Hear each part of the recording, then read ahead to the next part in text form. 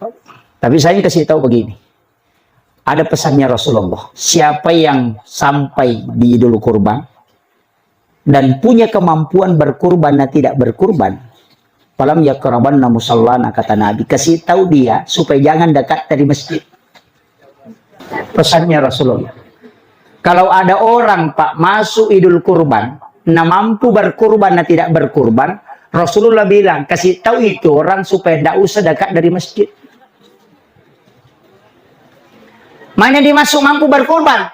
Kalau merokok, ina merokok 2 bungkus 1 hari. Berapa hari dalam 1 tahun? 360 hari. 1 batang saja ngambil. Kan dapat itu Pak.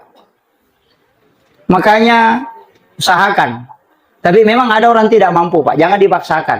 Kecuali pegawai bisa ada terima gaji nanti. Tidak sempat, belum keluar gajinya, itu boleh utang. Dibolehkan. Yang penting jelas bahwa akan terima gajinya nanti. Belum datang uangnya. Boleh ngutang dia untuk dia pakai berkurban, nanti dia tutupi ketika gajinya sudah keluar. Tapi yang tidak terima gaji jangan coba-coba. Jangan bilang, nanti Allah yang tahu, oh tersiksa. Oh. Nah, itu tidak boleh. Makanya hanya bagi yang mampu. Dan itu sunnah muakkadah, sunnah yang sangat dianjurkan menurut jumhur ulama. Ada 1 ulama mengatakan wajib, itu Abu Hanifah.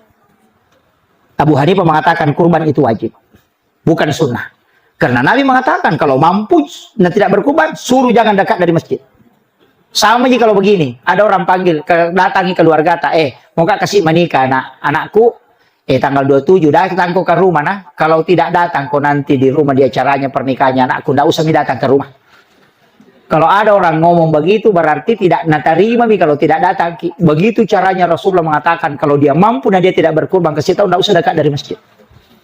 Ini penting saya wasiatkan. Ini hati-hati Pak.